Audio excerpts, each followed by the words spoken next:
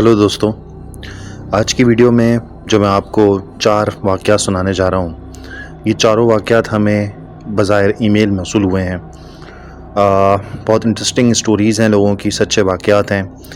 तो हमने सोचा कि हम इसके ऊपर एक वीडियो आप लोगों को ज़रूर शेयर करें ताकि आप लोग भी इन स्टोरीज़ को सुनें। चारों वाक़यात डिफरेंट लोगों ने हमें सेंड किए हैं। कुछ ने अपने नाम और जगह बताने से मना किया है, तो हम बिल्कुल उनकी इस प्राइवेसी को मद्देनज़र रखते हुए ये चीज़ नहीं बताएंगे। तो चलते हैं सबसे पहले अपनी पहली ईमेल की तरफ। ये हमें ईमेल मौसूल हुई है हाशिम की तरफ से, लेकिन हाशिम ने अपना शहर और जगह बताने से हमें मना किया है। लेकिन मैं उनकी ईमेल आपको ज़रूर बता देता हूँ उन्हीं की ज़बानी। हेलो क्रिपी कॉर्नर, मैं अपने पड़ोसी की कहानी शेयर कर रहा हूँ, जिन्हें मैं सलीम अंकल कहता हूँ। कई सालों पहले की बात है। सलीम अंकल ने फूड पांडा पे अपना कैटरिंग का बिज़नेस स्टार्ट किया। सलीम अंकल का तजर्बा तकरीबन 15 से 20 साल कुकिंग का था। वो एक होटल के अंदर एज अ शेफ़ काम कर चुके थे सऊदी अरब में। उसके बाद पाकिस्तान आने के बाद उन्होंने अपना घर से ही ये बिज़नेस स्टार्ट किया था और आहिस्ता आहिस्ता काफ़ी अच्छा चल रहा था। वो ऑर्डर्स पे खाना पकाते थे और घरों तक पहुंचाते थे।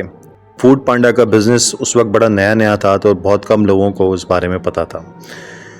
एक दिन बरसात की शदीद रात थी और बहुत तेज़ बारिश हो रही थी। तो सलीम अंकल को एक नए पते पे खाना फराहम करने की कॉल आई, यानी कि उन्हें रिसीव हुआ ऐप के ऊपर एक जगह पे जहाँ पे उन्होंने खाना डिलीवर करना था। जो कस्टमर था वो बिल्कुल न्यू लग रहा था। आईडी भी जो है वो इतनी कोई वैसी नहीं थी, बड़ी वियर्ड किस्म की आईडी थी। लेकिन अंकल ने काम लेने का फ़ैसला किया और क्योंकि हालात उनके टफ़ चल रहे थे, तो अंकल ने जो है वो ऑर्डर जो है रिसीव कर लिया। तूफ़ानी बारिश में अंकल तकरीबन 1-1.5 घंटे के बाद अपना ऑर्डर रेडी करके निकले और रेलवे लाइन के करीब जाते हुए उस अपार्टमेंट बिल्डिंग के पास पहुँचे। काफ़ी तेज़ बारिश थी, लाइट गई हुई थी, तो लिफ्ट भी नहीं चल रही थी। अंकल को 3rd फ्लोर के ऊपर जाना था। अंकल ने फ़ैसला किया कि वो खुद ब खुद जो है वो सीढ़ियों के थ्रू ऊपर चले जाते हैं। आहिस्ता आहिस्ता वो सीढ़ियाँ चढ़ने शुरू हो गए। यहाँ मैं ये बताता चलूँ कि अंकल की उम्र तकरीबन 60 साल की होगी, तो अंकल जो है वो थोड़ा स्लो चलते थे। शुरू के 2 फ्लोर्स के ऊपर काफ़ी अंधेरा था, लेकिन 3rd फ्लोर पे उन्हें हल्की सी रोशनी थोड़ी नज़र आई, तो वो दोबारा ऊपर और 3rd फ्लोर की तरफ आए और उन्होंने उस दरवाज़े पर नॉक करना शुरू कर दिया जहाँ का एड्रेस था। अंकल काफ़ी देर तक नॉक करते रहे और लेकिन कोई भी वहाँ से रिस्पांस नहीं आया। अंकल ने सोचा कि शायद रात ज़्यादा हो गई है या लाइट नहीं है तो इनको आवाज़ नहीं आ रही है। अंकल ने दोबारा से नॉक किया और फ़ोन करने की कोशिश करी, लेकिन फ़ोन भी नहीं लग रहा था। जब अंकल काफ़ी मायूस हो गए तो उन्होंने सोचा कि चलो अब मैं वापस चलता हूँ, यहाँ तो कोई है ही नहीं, कोई रहता ही नहीं है। तो अचानक से जो है वो घर के अंदर से कुछ आहट सी फील हुई। तो अंकल समझ गए कि अंदर कोई ना कोई है घर के, और वैसे सीढ़ियाँ बिल्कुल डार्क थीं, बिल्डिंग भी डार्क थी, तो अंकल थोड़ा घबरा भी रहे थे। लेकिन अंकल ने फिर आवाज़ लगाई कि जी कोई अगर इस घर में है तो दरवाज़ा खोलें, मैं फूड पांडा से आया हूँ। तो तकरीबन 10-12 मिनट के बाद जो है वो दरवाज़ा खुलता है बड़े आहिस्ते से, और एक ख़ातून निकलती हैं बाहर और वो दरवाज़े पे आके खड़ी हो जाती हैं और कुछ कहती नहीं हैं। उन्होंने सफ़ेद जो है वो पूरा लिबास पहना हुआ था, मैक्सी जैसा, जो कि ना कमीज शलवार था ना कुछ आप कह सकते हैं कि किसी और तरह का। वो एक मैक्सी टाइप की उन्होंने पहनी हुई थी, वाइट कलर की, और बाल उनके बिल्कुल वाइट थे। तकरीबन अंकल बताते हैं कि उनकी उम्र कोई 65 से 70 साल की होगी। खैर, अंकल ने माज़रत के साथ उनको बोला कि जी इस एड्रेस के ऊपर मैं आया हूँ, यहाँ पे मुझे कॉल रिसीव हुई थी आपके एड्रेस से और ये खाना मैं लेकर आया हूँ फूड पांडा से। तो आंटी ने उसका कोई जवाब नहीं दिया। अंकल परेशान हो गए। अंकल ने दोबारा जो है वो पूछा, लेकिन आंटी ने कोई जवाब नहीं दिया। तो अंकल ने जो है वो फिर इरादा अपना ये किया कि जी मैं यहाँ से निकलता हूँ, क्योंकि अंकल को थोड़ी सी घबराहट सी फील हो रही थी, उन्हें बड़ा अनईज़ी सा फील हो रहा था। जितना भी ओवरऑल सराउंडिंग्स थी या एटमॉस्फेयर उस वक्त बना हुआ था, तो अंकल की घबराहट की वजह से अंकल ने फ़ैसला किया कि मैं अब वापस चलता हूँ। तो जैसे ही अंकल ने मुड़ने के लिए इरादा किया तो उनकी नज़र जो है वो उस खातून के पैरों के ऊपर पड़ी, तो वो उसके जो पाँव थे वो उल्टे थे। तो उसके बाद फिर अंकल जो है वो काफ़ी परेशान हो गए, उनके हाथ से पार्सल गिर गया और अंकल ने जो है बड़ी मुश्किलों से अपनी जान बचाकर भागे। वो खातून जो है वो उसने इशारा किया अंकल को, जी ऊपर की तरफ जाना है, यानी कि आप गलत उस पे फ्लोर पे आए हैं, आप ऊपर की तरफ जाएं। तो और उस वो करते हुए वो मुस्कुरा रही थी काफ़ी। तो अंकल काफ़ी परेशान होकर भागे वहाँ से और तेज़ स्पीड में वो वापस घर आए अपने। और घर आने के बाद तकरीबन हफ़्ते डेढ़ हफ़्ते तक वो काफ़ी बीमार रहे। उसके बाद फिर उन्होंने अपना ये फूड पांडा वाला बिज़नेस भी क्लोज़ कर दिया। ऑनलाइन ऑर्डर्स लेना उन्होंने बंद कर दिए। वो अपने नॉर्मल जिस तरह माउथ मार्केटिंग के थ्रू जो लोग उनको ऑर्डर दे जाते थे शादी ब्याह के या वैसे, वो उन्होंने लेना शुरू कर दिए। लेकिन उन्होंने फूड पांडा से अपना ताल्लुक़ बिल्कुल ख़त्म कर दिया। काफ़ी अरसे तक अंकल ने किसी को कुछ नहीं बताया। जब बहुत पूछा तो पता चला अंकल ने ये सारी स्टोरी बताई। लेकिन आज भी जब कभी उनसे मुलाकात होती है या उनसे बात होती है तो अंकल अक्सर जो है वो डर जाते हैं, सहम जाते हैं कि यार ये मेरे साथ बहुत ही कोई खौफनाक किस्म का वाक़या हुआ था। उस बिल्डिंग को हम लोगों ने ख़ुद भी जाके विज़िट किया जहाँ से अंकल ने हमें बताया था कि ऑर्डर आया था। तो पता ये चलता है कि जी उस बिल्डिंग में सिर्फ़ पूरी बिल्डिंग जो है वो अबैंडन्ड है और वहाँ पे फ्लैट्स जो हैं वो बने थे, लेकिन वहाँ पे कोई रिहाइश नहीं कायम हो सकी थी। उसमें डिफरेंट किस्म के इशूज़ थे, लीज़ नहीं था और पानी की फैसिलिटीज़ नहीं थी इस वजह से। लेकिन साथ साथ ये हॉन्टेड वाली जो स्टोरियाँ थी वो भी थोड़ी बहुत हमें उन जगहों से पता चली।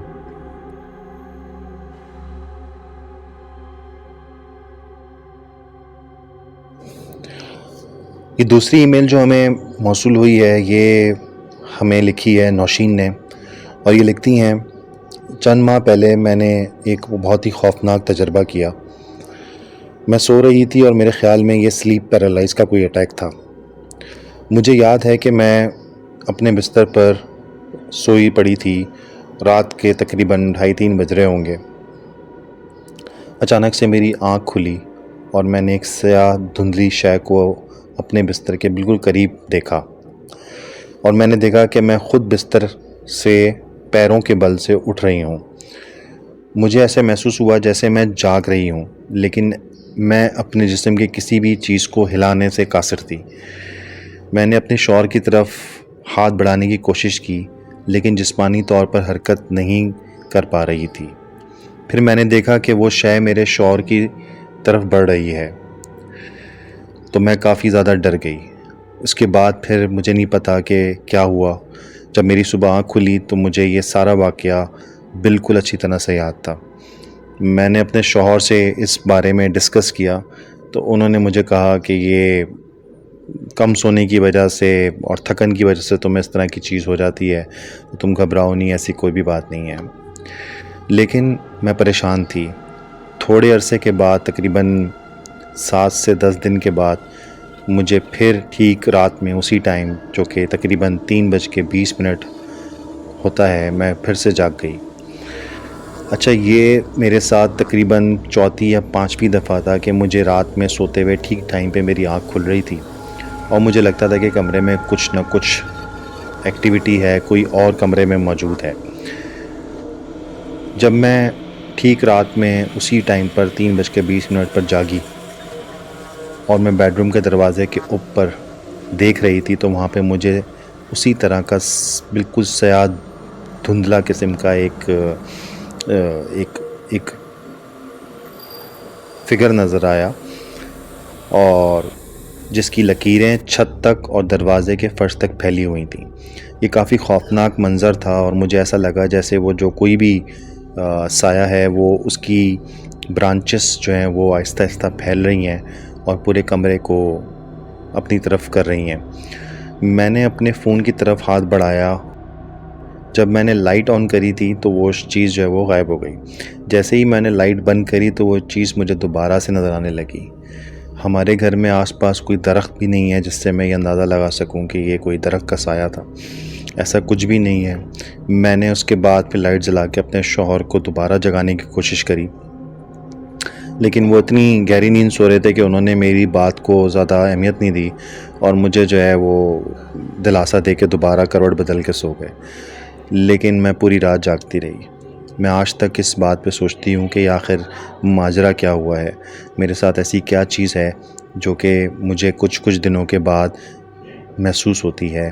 मुझे फ़ील होती है रात में कि कोई शय है जो कि मेरे सराहने रहती है, मेरे पास रहती है और मुझे बार बार आंखें खुलने में नज़र आती है।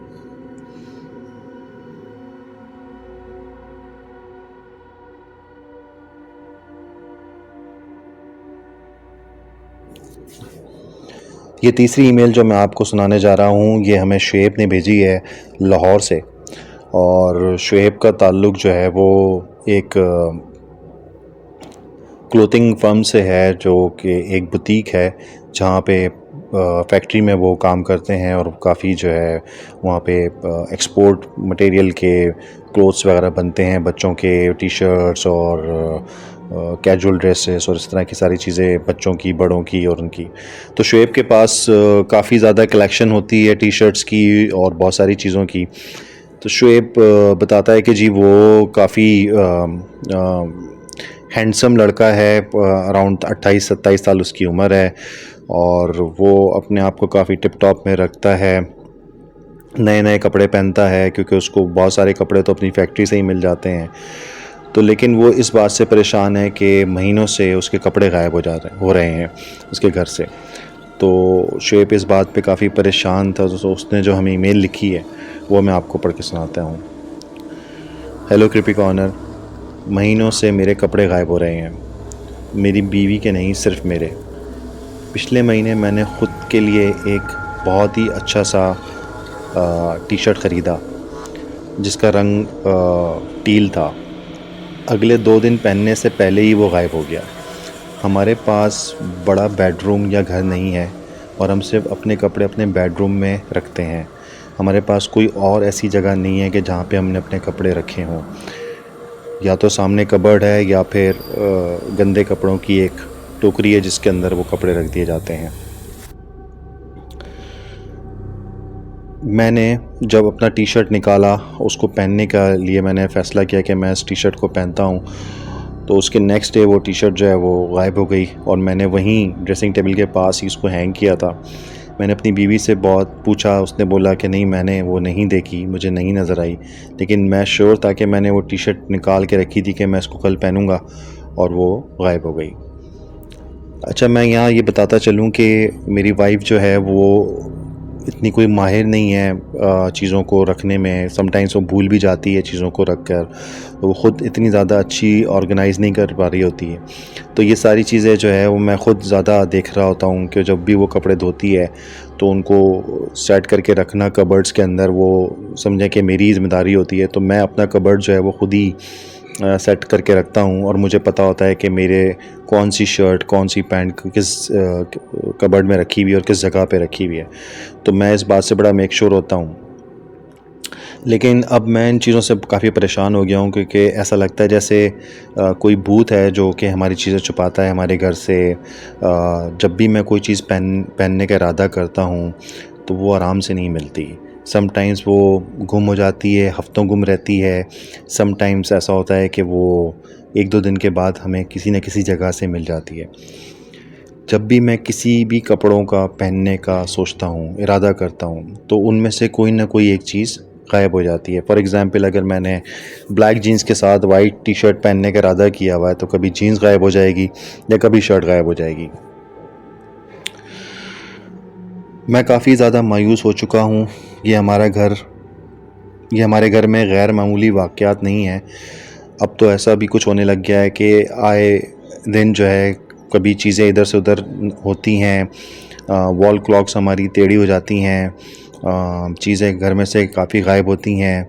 लेकिन ज़्यादा चीज़ें जो गायब होती हैं उन चीज़ों में मेरी चीज़ें ज़्यादा शामिल होती हैं। इसके अलावा हमारे घर में हम कभी भी, हमारे पास कोई अब कॉइन्स नहीं होते, हम कॉइन्स नहीं रखते हैं, सिक्के हमारे पास नहीं होते हैं। लेकिन हमारे घर में हमें दरवाज़े के पास या किचन के दरवाज़े के पास हमें समटाइम्स सिक्के पड़े हुए मिलते हैं, कॉइन्स पड़े हुए मिलते हैं, जो कि अब हमने जमा भी करना शुरू कर दिए हैं। वो अच्छे खासे पैसे बन चुके हैं। लेकिन हैरानी की बात ये होती है कि कॉइन्स जब मैं यूज़ ही नहीं करता तो मेरे घर में आते कहाँ से हैं, लेकिन वो भी मैं अभी तक नहीं समझ पाया हूँ। इस घर में हम काफ़ी सालों से मैं रह रहा हूँ। मेरे वालिदैन भी यहीं पे मेरे साथ थे और तकरीबन 5 से 7 सालों में हमने अपने ख़ानदान के दर्जनों लोग जो है वो खो दिए हैं, जो कि बड़े थे हमारे ख़ानदान के, जिनमें मेरे पेरेंट्स भी शामिल हैं, मेरे और भी रिलेटिव्स शामिल हैं जिनका इंतकाल हो चुका है। 2 बिल्लियाँ थी हमारे पास, वो भी मर चुकी हैं। अब इस घर में मैं, मेरी वाइफ़ और मेरा एक छोटा भाई है जो कि नीचे वाले पोर्शन में होता है, और उसके साथ उसके 2-3 बैचलर्स दोस्त उसके साथ ही रहते हैं नीचे, और मैं और मेरी वाइफ़ जो है वो ऊपर वाले पोर्शन में रहते हैं। अगर ये सब समझने आने वाली चीज़ें हैं तो मुझे ज़रूर गाइड कीजिए कि मैं क्या करूं, और मैं इन सब चीज़ों से काफ़ी तंग आ चुका हूं।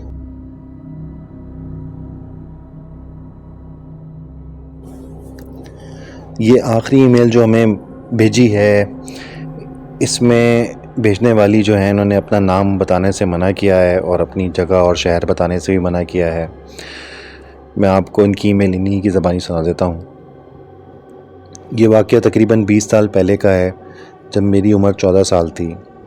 मेरे वालिदैन की तलाक हो गई और हम एक बड़े 2 मंजिला घर में मुंतकिल हो गए, जो कि मेरे नाना का था, जिसमें मेरी 2 बहनें और मेरी वालदा रहा करते थे। हम सब इस वक्त बहुत छोटे थे, समझे कि टीनेजर्स थे।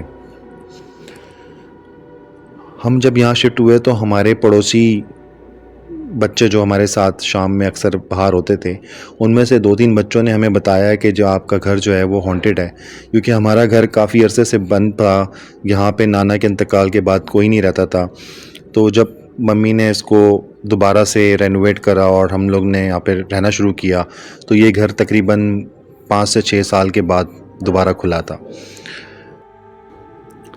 कुछ रातों के बाद जब हम वहाँ पे शिफ्ट हो चुके थे, मेरी बड़ी बहन अपना कमरा सेट कर रही थी और अपनी चीज़ों को अपने हिसाब से रख रही थी कि अचानक से उसका जो स्टूडियो सिस्टम था, जो कि उसने रिसेंटली ख़रीदा था, वो बहुत तेज़ आवाज़ में ऑन हो गया और उसमें म्यूज़िक ऑन हो गया। उसमें बहुत तेज़ आवाज़ में गाने बजना शुरू हो गए। हम सब बड़े चौंक गए कि इसको क्या हुआ है कि ये इतनी तेज़ में गाने सुन रही है, इतनी तेज़ आवाज़ में। मैं जब उसके कमरे में गई, मैंने उससे पूछा तो उसने बताया कि मैंने ऑन नहीं किया, ये ख़ुद ब खुद ही ऑन हो गया, मैं तो अपने कपड़े अलमारी में सेट कर रही थी। खैर, ये बात आई गई हो गई। इसके बाद भी छोटी मोटी चीज़ें फ़ील होती थी घर में। समटाइम्स मोटर ख़ुद ब खुद ऑन हो जाती थी। समटाइम्स ऐसा लगता था जैसे ऊपर वाले फ्लोर के ऊपर कोई है और जो कुर्सियाँ इधर से उधर कर रहा है छत के ऊपर। तो हम समझते थे कि शायद कोई बिल्ली है या कोई इस तरह का छोटा मोटा कोई जानवर है जो कि चढ़ रहा होगा चीज़ों पे और चीज़ें इधर उधर हो जाती हैं। समटाइम्स ऐसा होता था कि अम्मी जो है वो कपड़े धोने के बाद ऊपर वाले छत वाले एरिया में सुखाती थी, और जब वो लेने जाती थी तो जिस जगह पे कपड़े रखे होते थे उस जगह पे नहीं मिलते थे। तो वो अम्मी समझती थी कि हवा से इधर उधर हो गए होंगे, लेकिन हवा से यूजली कपड़े जो है वो नीचे गिरते हैं। कि ऐसा नहीं होता कि एक जगह से हैंग हुए हटा के दूसरी जगह हैंग कर दिए जाएं। तो हमारे कपड़े कभी भी ज़मीन पे तो कम ही गिरे होते थे, लेकिन ऐसा लगता था जैसे किसी ने उठा के किसी और जगह रख दिए गए हैं।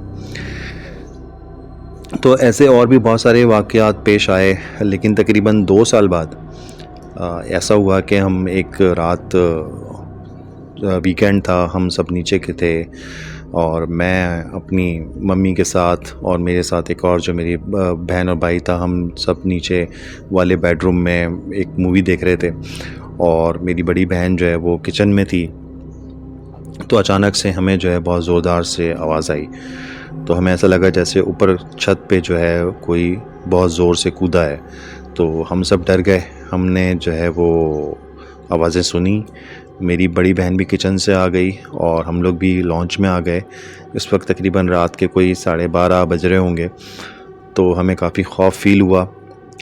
मेरी बड़ी बहन ने हिम्मत करी और उसने टॉर्च लिया, किचन से एक नाइफ़ ली और वो मेरे अम्मी के साथ आहिस्ता आहिस्ता जो है ऊपर सीढ़ियाँ चढ़ते हुए छत की तरफ जाने लगी। तो जब वो छत की तरफ जा रही थी तो मेरी बड़ी बहन ने चीख के जो है आवाज़ लगा के पूछा कि अगर कोई है तो मुझे बताओ, वरना मैं जो पुलिस को कॉल कर रही हूँ। इस तरह उन्होंने थोड़ा सा धमकाने की कोशिश करी, लेकिन उन्हें ऊपर से कोई आवाज़ नहीं आई। छत पे जाते टाइम जैसे ही वो और ऊपर चढ़ने लगी, उन्होंने टॉर्च ऊपर वाली मंजिल के ऊपर जब टॉर्च की रोशनी डाली तो सीढ़ियों के पास उन्हें फ़ील हुआ कि जी कोई चीज़ है जो कि इन्हीं की तरफ जो है वो बढ़ रही है, लेकिन उसकी स्पीड जो है वो काफ़ी स्लो है और बहुत ज़्यादा अजीब सा इन्हें एक शैडो सा फील हुआ। तो ये डर के जो है नीचे भागी आवाज़ें लगाती हुई। जब ये नीचे भाग रही थी तो हमें ऐसा लगा जैसे ऊपर का दरवाज़ा जो है ज़ोरदार तरीके से बंद हुआ है। बड़ी तेज़ आवाज़ आई छत के दरवाज़े के बंद होने की, और जो हमारा ऊपर वाला फ्लोर था उसके ऊपर हमारे लॉन्च में जो कुर्सियाँ रखी हुई थी वो ज़मीन पे गिर गईं। तो ये सारी एक्टिविटी जो है वो बहुत तेज़ी से हुई है। तकरीबन 20-25 मिनट के अंदर अंदर ये सारा जो है वो हुआ है। इतनी देर में अम्मी ने जो है वो पुलिस को कॉल करी और तकरीबन कोई आधे पौने घंटे बाद पुलिस भी घर पे आ गई। उन्होंने पूरा ऊपर जाके चेक किया, सारी चीज़ों को, छत पे भी चेक किया, ऊपर वाले फ्लोर को भी सबको चेक किया। तो बाथरूम का जो दरवाज़ा था वो तकरीबन हद तक टूटा हुआ था, ऐसा लगा जैसे किसी ने तोड़ा है उसको। और उसके अंदर जो वॉशरूम में जो हमारा वॉश बेसिन था वहाँ का पानी खुला हुआ था, लेकिन और कोई ऐसी चीज़ वहाँ पे नज़र नहीं आई। जबकि ऊपर वाले वॉशरूम में हम जाते नहीं थे, तो हम ये भी परेशान थे कि किसने इसका दरवाज़ा तोड़ा और पानी कहाँ से खुल गया।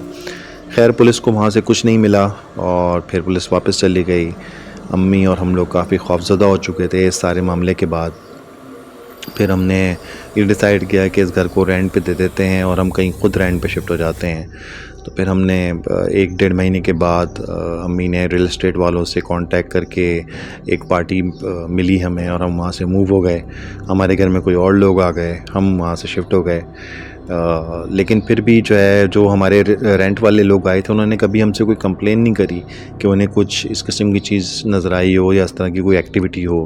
तो हम भी बड़ी तसल्ली में फिर आ चुके थे कि चलो जो भी कोई चीज़ थी वो एटलीस्ट ये कि आगे आने वालों को तंग नहीं कर रही थी। तो ये सारा वाक़या मैं आपसे शेयर करना चाह रही थी। हो सके तो मेरा ये वाक़या आप अपनी स्टोरीज़ में ज़रूर शामिल कीजिएगा।